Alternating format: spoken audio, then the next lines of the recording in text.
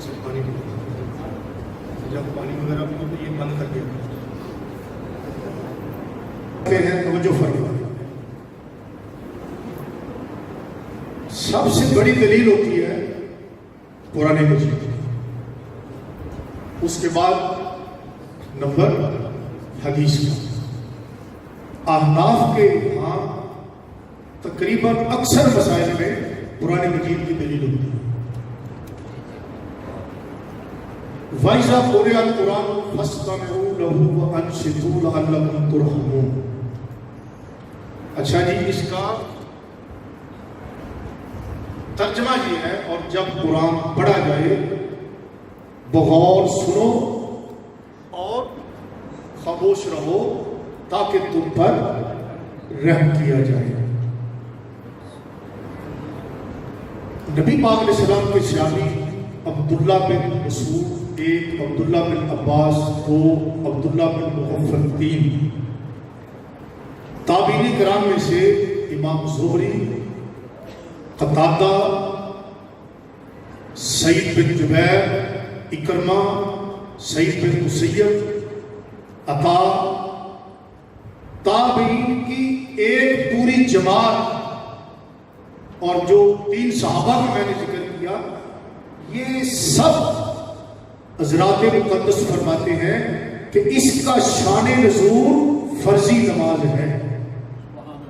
یعنی یہ جو حکم ہے کہ جب قرآن پڑھا جائے اور بغور سنو اور خاموش رہو، کہتے ہیں اس کا شان نزول فرضی نماز ہے. اب بعض لوگ جو امام کے پیچھے قرات کے قائل ہیں وہ کہتے ہیں کہ صحابہ کرام نماز میں باتیں کیا کرتے ہیں تو انہیں باتوں کرنے سے منع کیا گیا. یہ بات سے نشین فرمائے، انہیں کہو کہ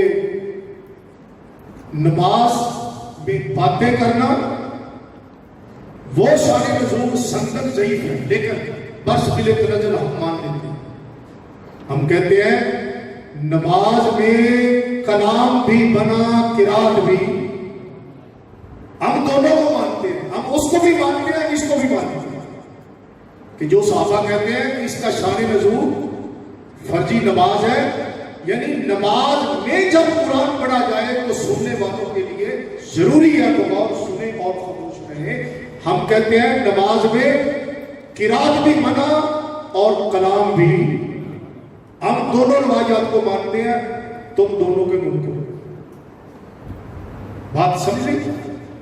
اچھا، پھر اس کے شان نزول کثیر تعداد میں ہے.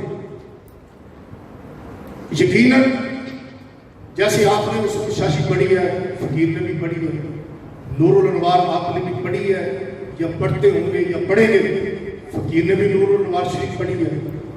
تو اس میں ایک خاص حکم ہوتا ہے، ایک عام حکم ہوتا ہے. یہ جو عام حکم ہوتا ہے یہ اپنے جملہ افراد کو شامل ہوتا ہے. یہ قرآن مجید کا جو حکم ہے وَإِذَا قُرِئَ الْقُرْآنُ، اگر اسے عموم پر رکھے تو یہ حکم عام ہے. تو اس عام حکم سے اب قرآن کے عام حکم کو خبر واحد صحیح سے بھی اس کی تخصیص کرنا منع ہے. اس کی تخصیص خبر واحد صحیح کیسی اعلیٰ درجے کی ہو، اس کی مخصص نہیں ہو سکتی. تو ہمارے پاس یہ قرآن کی دلیل ہے کہ جب قرآن پڑھا جائے تو غور سنو اور خاموش رہو تاکہ تم پر رحم کیا. اب اس کی شان نزول تو بہت ہے. اگر ہم اس کے صرف ترجمے پاری ڈٹ جائیں، شان نزول بیان نہ کریں تو ہمارا مسئلہ پھر بھی ثابت ہے. اگر ہم ان کا نماز میں کلام کرنے والا وہ موقع مان لیں تو ہمارا مسئلہ پھر بھی ثابت ہو جاتا ہے. لیکن اس پر مستضاد یہ ہے اللہ کے فضل و کرم سے کہ اس کی ایسی صحیح اور حسن شرطوں کے ساتھ شان نزول موجود ہے کہ جن کے بارے میں مقتدی کے بارے میں یہ ذکر ہے کہ یہ آیت مقتدی کے بارے میں نازل کی. یہ میرے پاس ہے توضیح الکلام فی وجوب القراءۃ خلف الامام، وہابیوں کا، غیر مقلدین کا، موجودہ دور کا بہت بڑا ان کا محقق ہے، ارشاد القصری فیصلہ آباد کا ہے. اس نے پوری یہ کتاب ہی اس مضمون پر لکھی ہے کہ امام کے پیچھے قرات کرنا چاہیے. لیکن دیکھیں امام اعظم ابو حنیفہ رضی اللہ تعالی عنہ آپ کی یہ کرامت ہے کہ حضرت عبداللہ بن مسعود ابن عباس رضی اللہ تعالیٰ عنہ سے یہ 524 اس کا صفحہ میرے پاس ہے. یہ بڑا قیمتی حوالہ ہے, آپ اسے نوٹ فرمائیں. 524 صفحہ.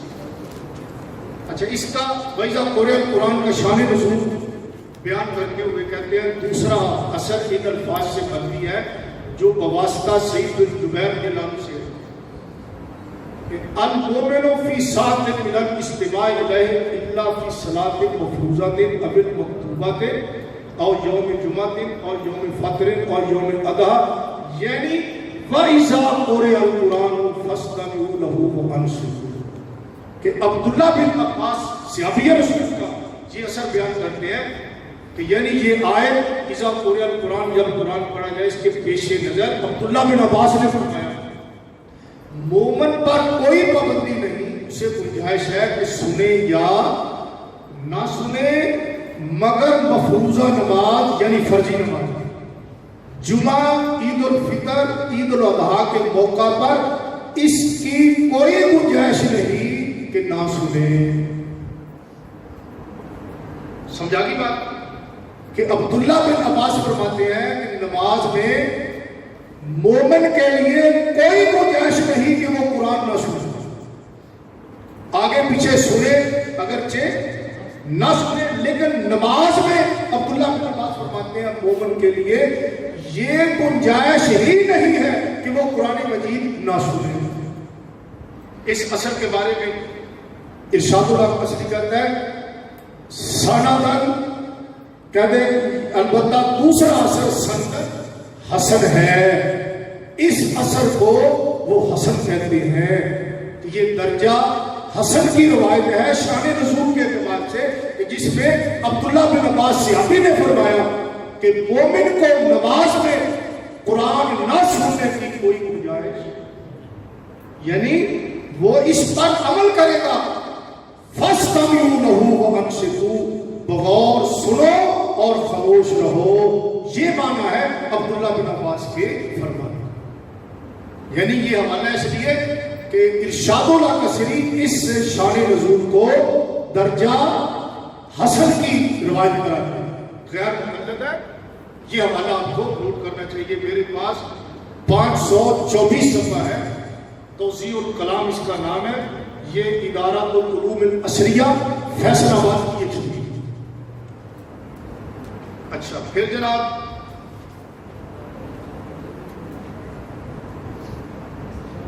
اس کے صفحہ نمبر 523 پر وہ دوسرا اثر لکھتا ہے. کہتا ہے کہ عبداللہ بن مسعود نے فرمایا قرات خلف الامام کے بارے میں کہ قرات سننے کے لیے خاموش رہو جیسا کہ حکم دیا گیا ہے, کیونکہ قرات میں شغل ہے, امام کا پڑھنا ہی تمہیں کافی ہے. یہ اثر سندن صحیح ہے, یعنی غیر مقلد وہابی جو ہے وہ کہتا ہے کہ یہ اثر صحیح ہے. اور پھر اس کے صفحہ نمبر 522 پر وہ کہتا ہے کہ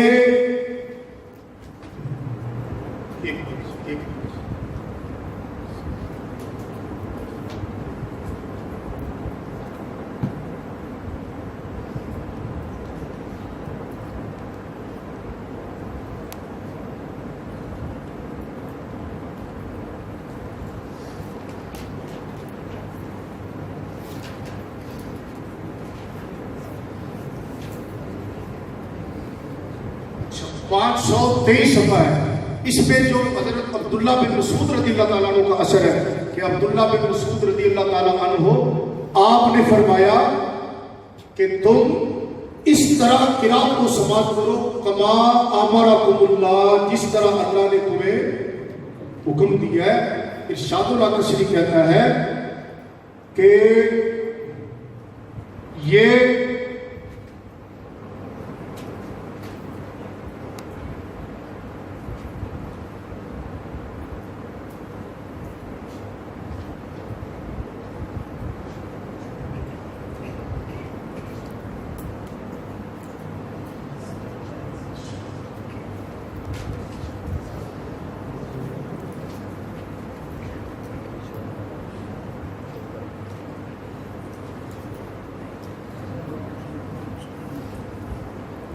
اچھا، حضرت عبداللہ بن مسعود رضی اللہ تعالیٰ عنہ کا اثر، قال عبداللہ فی القراءۃ خلف الامام انصت للقرآن کما امرت فی القراءۃ مشہورا سیکفیک ذلک الامام، کہتا ہے کہ یہ اثر سندن صحیح ہے کہ عبداللہ بن مسعود رضی اللہ تعالیٰ عنہ صحابی رسول اس کا شان نزول بیان کرتے ہیں، اور غیر مقلد ارشاد اللہ کا شریف اس کی سند کو صحیح مانتا ہے۔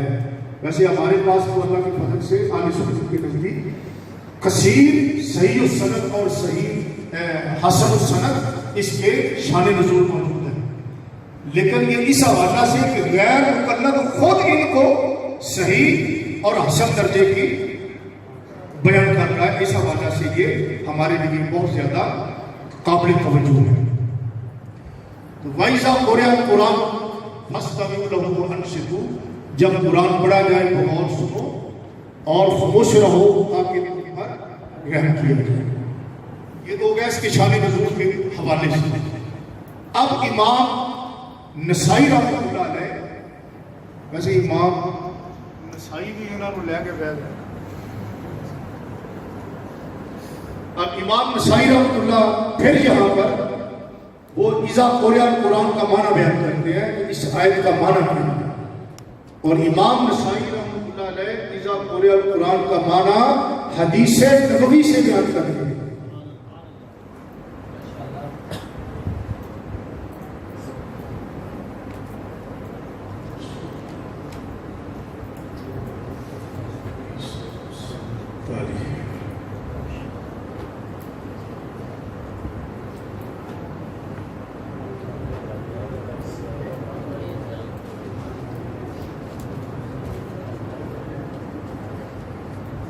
اچھا جی، امام نسائی رحمۃ اللہ سنن نسائی میں یہ حدیث کا نمبر ہے میرے پاس 922، سنن نسائی حدیث کا نمبر 922۔ امام نسائی رحمۃ اللہ اپنی سکہ سند کے ساتھ، سند پڑھنے کی ضرورت تو نہیں ہے، نسائی شریف ہوگی آپ کے پاس کہ پڑھ دو، ٹائم بچ جائے گا، پڑھ ٹھیک ہے، اگر کہتے ہیں تو پڑھ کے اخبارنا الجعود بن واصل الترمذی قال حدثنا ابو خالد بن عمرو عن محمد بن عجلان عن زید بن اسلم عن ابي صالح عن ابي هريرہ قال قال رسول اللہ صلی اللہ علیہ وسلم۔ امام نسائی یہ حدیث بیان کرتے ہیں، اس کے اوپر باب باندھتے ہیں تعویل و قولہ عز وجل واذا قرئ القرآن فاستمعوا له وانصتوا لعلکم ترحمون، کہ اللہ عز و جل کے اس فرمان کا کیا معنی ہے کہ جب قرآن پڑھا جائے بغور سنو اور خاموش رہو۔ امام نسائی پہلے باب باندھتے ہیں اور اس باب میں امام نسائی رحمۃ اللہ علیہ یہ آیت تلاوت کرتے ہیں اور فرماتے ہیں کہ اس آیت کا معنی کیا ہے۔ اس کے نیچے اپنی سکہ سند کے ساتھ حضرت ابو ہریرہ رضی اللہ تعالیٰ عنہ سے یہ حدیث لائی، قال قال رسول اللہ صلی اللہ علیہ وسلم، حضرت ابو ہریرہ رضی اللہ عنہ فرماتے ہیں کہ رسول اللہ صلی اللہ تعالیٰ علیہ وسلم نے فرمایا انما جعل الامام لیؤتم بہ، امام اس لیے بنایا جاتا ہے کہ اس کی پیروی کی جائے توجہ کے ساتھ۔ فاذا کبر فکبروا، جب امام تکبیر کہے تم بھی، یہ دونوں میں مشترک ہے، امام نے بھی کہہ دیا مقتدی نے بھی۔ حضور علیہ السلام نے فرمایا جب امام تکبیر کہے تم بھی تکبیر کہو۔ وَإِذَا قَرَأَ فَأَنصِتُوا، جب امام قرات کرے تم خاموش رہو۔ تکبیر دونوں نے کہہ دیا، حضور علیہ السلام نے دونوں کو فرمایا۔ اگر قرات کرنا بھی مقتدی کے ذمہ ہوتا تو حضور علیہ السلام فرماتے اذا قرأ فقرؤوا، جب امام قرات کرے تم بھی قرات کرو، جب امام تکبیر کہے تم بھی تکبیر کہو، جب امام قرات کرے تم خاموش رہو۔ حضور علیہ السلام نے کیا فرمایا؟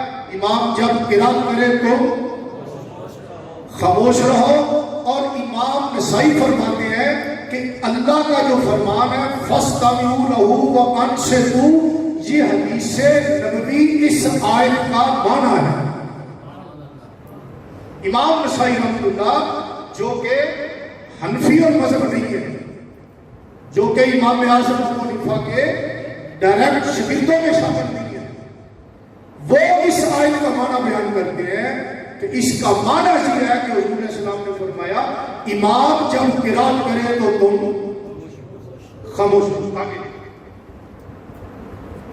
وَإِذَا قَالَ سَمِعَ اللَّهُ لِمَنْ حَمِدَهُ فَقُولُوا اللَّهُمَّ رَبَّنَا لَكَ الْحَمْدُ، امام جب سمع اللہ لمن حمدہ کہے تم کہو ربنا اللہم ربنا لک الحمد۔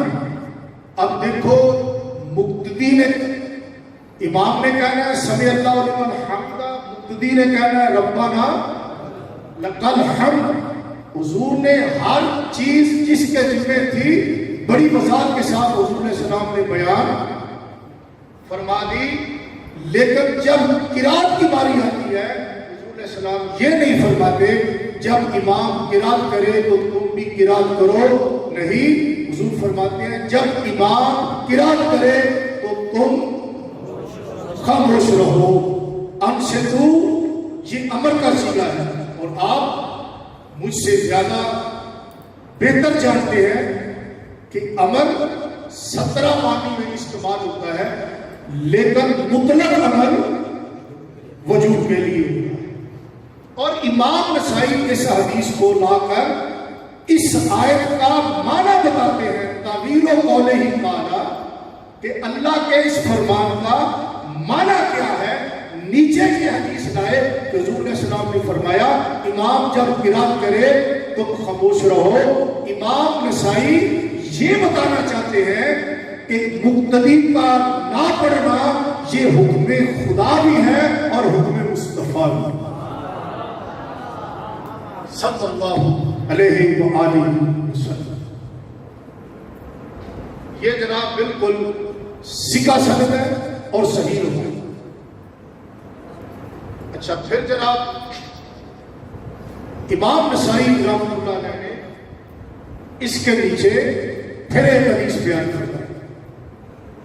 وہ کیسے؟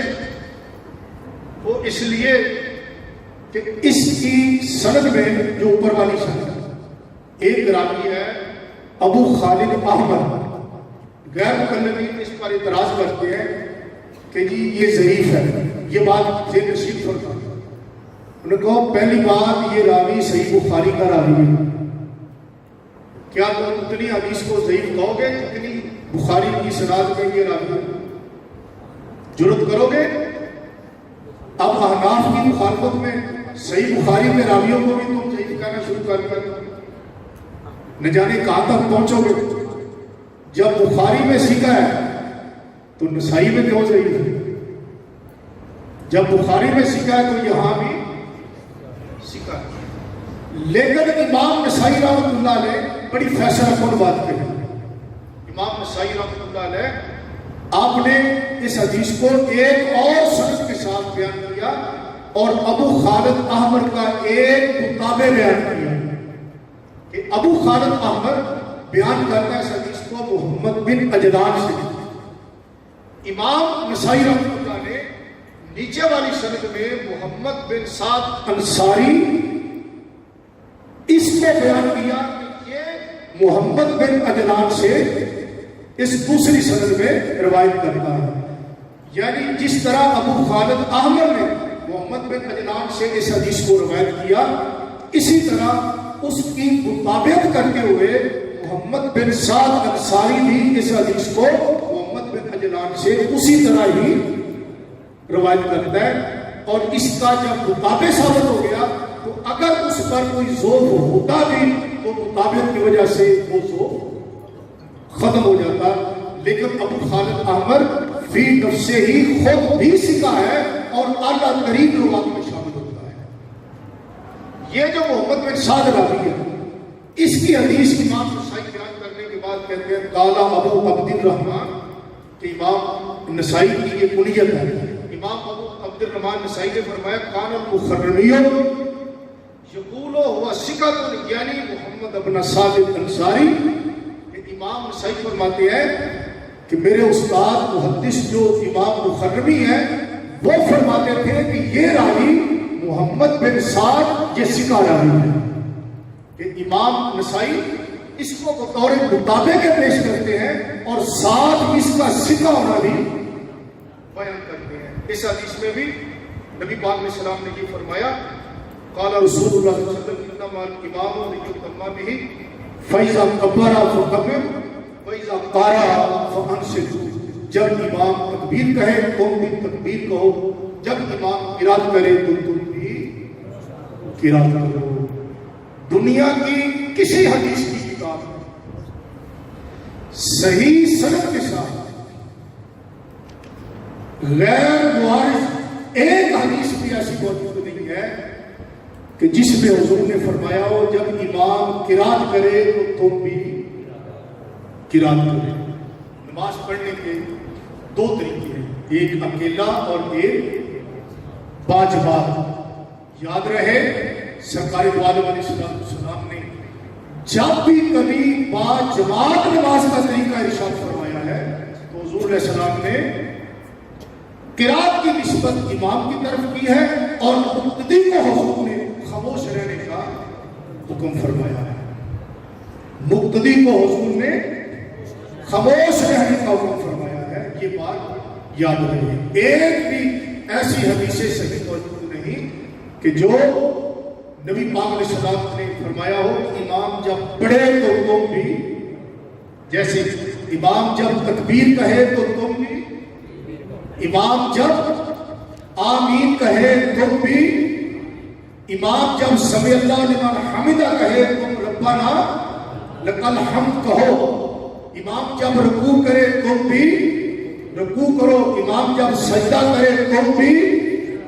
لیکن جب قرات کی باری آتی ہے تو حضور علیہ السلام نے فرمایا اذا قرأ فانصتوا, امام جب قرات کرے تم خاموش ہو.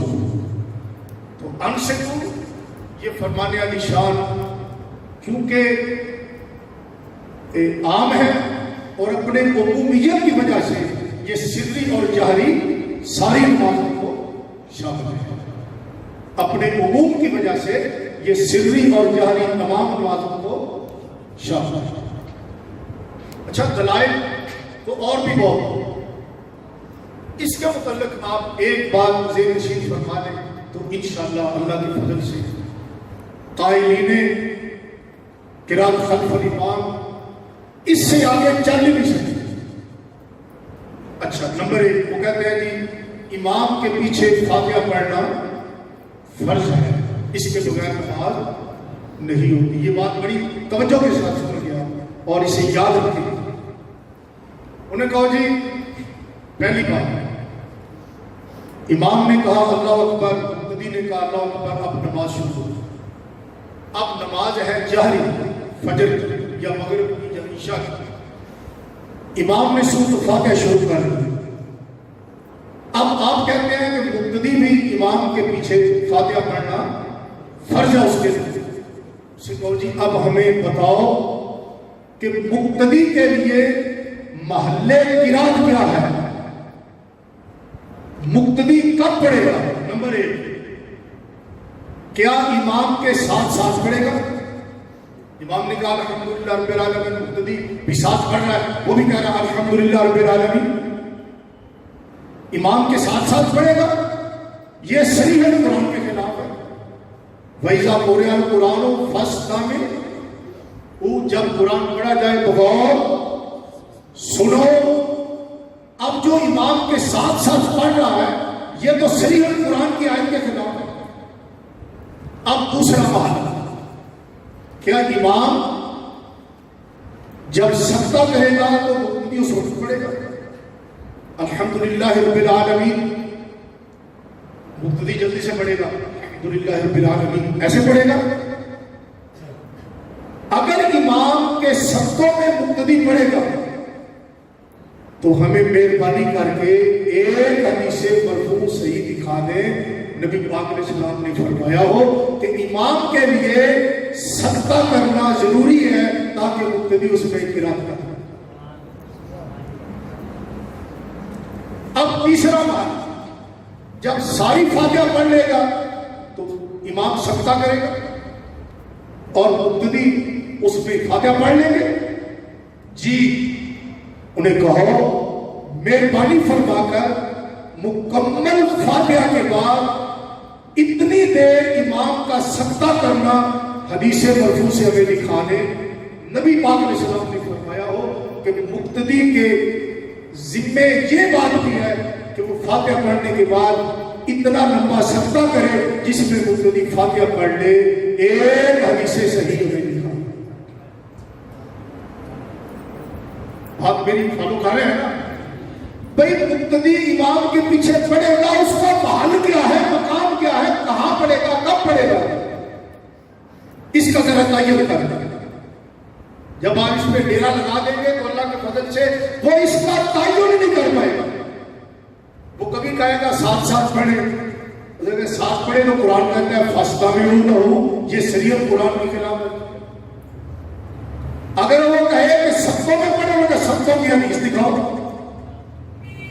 ٹھیک، اب سبوں کی حدیث کے بارے میں ناصر الدین البانی غیر مقلدین کا یہ بہت بڑا محقق ہے۔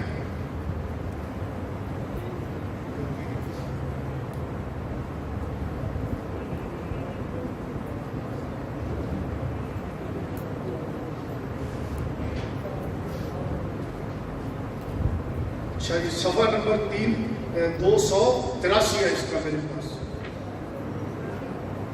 یہ کتاب بھی بتاتا ہوں آپ کو، جس صفحہ نمبر 283۔ اچھا، اس کا نام ہے ارواء الغلیل، کتاب کا نام ہے ارواء الغلیل، جلد نمبر 2، مکتبہ اسلامی، بیروت لبنان کی یہ چھپی ہے۔ اس کا جلد دوسرا میرے پاس صفحہ نمبر 383 ہے۔ اب یہاں پر ناصر الدین البانی غیر مقلدین کا محقق ماضی قریب میں یہ بن گیا ہے۔ اب اس نے یہ بات کہی، کہتا ہے الاول ان القراءۃ فی الجاریۃ خلف والذی یتنافی مع الفطرۃ، کہتا ہے جاری نمازوں میں امام کے پیچھے پڑھنا فطرت کے خلاف ہے، غیر مقلد ہے۔ کہتا ہے لأنہ لا یقال، یہ بات سمجھ میں ہی نہیں آتی۔ ادھر سے امام پڑھ رہا ہے، ادھر مقتدی پڑھے، کہتا ہے وہ یہ بات سمجھ ہی نہیں آتی۔ پھر آگے وہ کہتا ہے وَهَذَا مَا أَنَّهُ لَا أَصْلَ لَهُ فِي الشَّرْعِ لأن حدیث السبتہ ضعیف و مضطرب، کہتا ہے سبتوں میں پڑھنا، کہتا ہے یہ حدیث ضعیف ہے اور مضطرب حدیث ہے، اور شریعت میں سبتوں میں پڑھنا اس کی اصل ہی موجود ہے۔ یہ بڑا قیمتی حوالہ ہے، صفحہ نمبر 283، البانی ناصر الدین غیر مقلد ارواء الغلیل اس کی۔ وہ کہتا ہے کہ سبتوں میں پڑھنا، کہتا ہے شریعت میں اس کی اصل ہی نہیں ہے، اور جو سبتوں میں پڑھنے کی حدیث قائلین پیش کرتے ہیں، البانی غیر مقلد سینہ تان کے کہتا ہے یہ ضعیف ہے اور مضطرب ہے۔ اور آپ جانتے ہیں کہ اضطراب موجب ضعف ہوتا ہے۔ اضطراب کا مطلب ہے کہ راوی نے سند کو، متن کو کبھی ایک طریقے سے بیان کیا، کبھی اس کے مخالف طریقے سے بیان کیا، کبھی اس میں کمی کر دی، کبھی اس میں زیادتی کر دی۔ اس بات کی دلیل ہے کہ یہ حدیث کو صحیح محفوظ نہیں کر سکا، جس کو اضطراب کہتے ہیں۔ تو البانی کہتا ہے کہ سبتات میں پڑھنا، امام کے پیچھے فاتحہ سبتوں میں پڑھنا، کہتا ہے لا اصل لہ فی الشرع، کہتا ہے شریعت میں اس کی اصل نہیں ہے۔ انہیں کہو میرے بھائی پہلے اس کا محل کا تعین کرے کہ محل قرات کیا ہے، मुक्तदी इमाम के पीछे किरात करेगा कब? पहले ये तैयार करो फिर आगे बढ़ो। अगर कहे साथ साथ पढ़ेगा तो देखो ये कुरान के खिलाफ है, फस्तमिउ कुरान का हुक्म है। अगर कहे साथ में पढ़ेगा तो उसे कहो हदीस दिखाओ। अगर हदीस दिखाए तो उसे कहो अलबानी आपका बुजुर्ग कहता है इसकी शरीयत में असली नहीं है और ये रवायत ज़ईफ और मुस्तरब है। तो ये बात आप ज़हन नशीन फरमा। तीसरी बात, उनकी सबसे जो बड़ी दलील होती है वो सही बुखारी की रवायत है, ला सलाता इल्ला बिफातिहातिल किताब, कि उसकी नमाज नहीं जिसने फातिहा नहीं पढ़ी। आले सुन्नत अहनाफ अल्लाह ताला ये फरमाते हैं कि हदीस आदि ना मानो, पूरी माननी चाहिए। हदीस को पूरा मानना चाहिए। इमाम बुखारी रज़ी अल्लाह ताला ने ये हदीस इतनी ही बयान की है, ला सलाता इल्ला बिफातिहातिल किताब। लेकिन इस हदीस को इमाम मुस्लिम रहमतुल्लाह ने सही मुस्लिम शरीफ में फसाइदन की ज्यादती के साथ इस हदीस को बयान किया। ला सलाता लिमन लम यक़रा बिफातिहातिल किताब फसाइदन। इमाम अबू दाऊद ने इसको बयान किया, वमा तयस्सरा वमा ज़ादा फसाइदन, उसकी नमाज नहीं जो फातिहा के साथ ज़ायद किरात भी ना करे। जैसे हम सूरज पढ़ते हैं कि उसकी नमाज नहीं जो फातिहा और ऊपर ज़ायद किरात ना करे। हम कहते हैं कि हदीस पूरी मानो, आधी ना मानो। अब आधी हदीस मानने वाला हदीस पर अमल कर रहा है या पूरी हदीस को मानने वाला हदीस पर अमल कर रहा है? हम पूरी हदीस पर अमल करते हैं कि नबी पाक अलैहिस्सलाम ने ला के तहत दो चीजों को बयान किया, एक फातिहा और एक फातिहा से ज़ायद किरात, कि उसकी नमाज नहीं जो फातिहा ना पढ़े और ऊपर कुछ ज़ायद किरात ना करे। अब जो गैर मुक़ल्लिदीन है, कायलीन फातिहा खल्फुल इमाम, वो नमाज में फातिहा को फर्ज कहते हैं, फातिहा को फर्ज कहते हैं